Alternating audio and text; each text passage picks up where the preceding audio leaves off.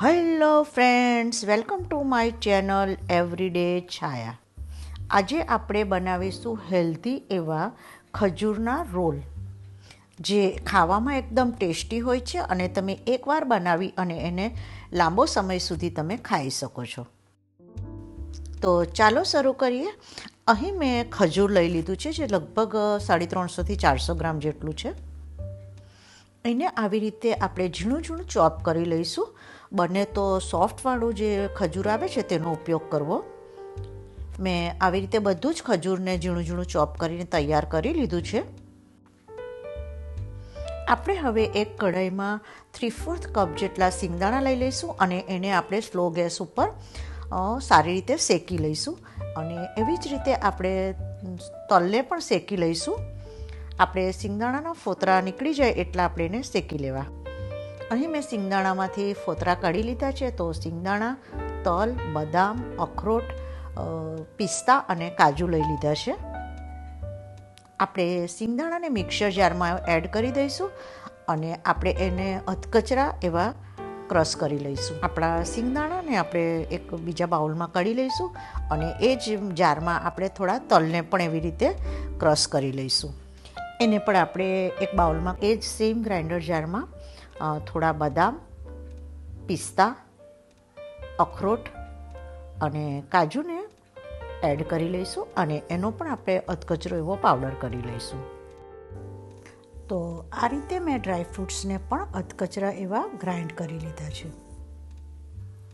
મેં અહીંયા ડ્રાયફ્રૂટ્સને ઘીમાં શેક્યા નથી. તમે એને ડ્રાયફ્રૂટ્સને ઘીમાં શેકી શકો અને તમે એમાં એલચી પણ એડ કરી શકો. હવે આપણે એક પેન લઈ લઈશું અને એમાં લગભગ 1 ચમચી જેટલું આપણે ઘી ઉમેરીશું અને ઘીમાં આપણે જે ખજૂરને કટ કરીને રાખ્યું છું તેને આપણે ઉમેરી દઈશું અને લગભગ 2 મિનિટ માટે આપણે એને હાઈ ફ્લેમ પર શેકીશું.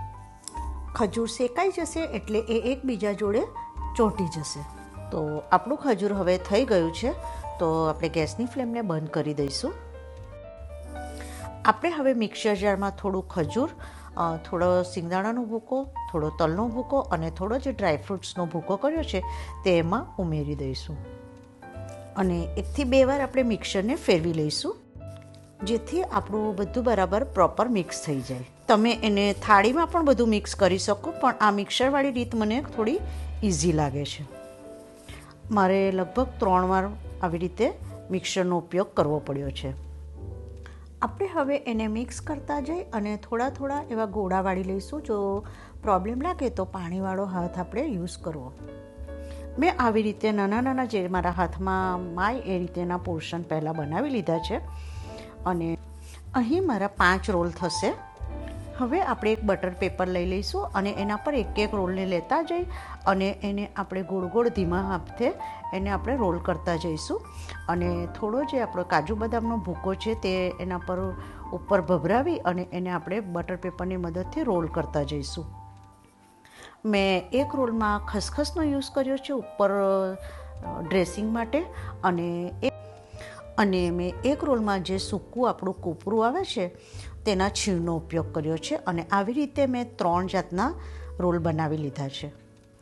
તો આપણા રોલ તૈયાર છે. હવે આપણે એને લગભગ 15 થી 20 મિનિટ માટે કોઈ ડબ્બામાં બંધ કરી અને ફ્રીઝમાં આપણે એને મૂકી દઈશું. 15 થી 20 મિનિટ પછી આપણે એને ફ્રીઝમાંથી બહાર કાઢી અને ખૂબ જ સાવચેતીપૂર્વક આપણે એને શાંતિથી કટ કરી લઈશું, કારણ કે આપણા જે ડ્રાયફ્રૂટ્સ છે એના જે કોઈક મોટા મોટા પાર્ટ્સ આવશે તો એ આપણે થોડું કાપવામાં થોડું અઘરું પડશે. મેં આવી રીતે બધા જ રોલને કટ કરી અને એક ડબ્બામાં ગોઠવી લીધા છે. તો રેડી છે આપણા ખજૂરના હેલ્ધી એવા રોલ. તમે એને લાંબો સમય સુધી એન્જોય કરી શકો. Thank you for watching my channel.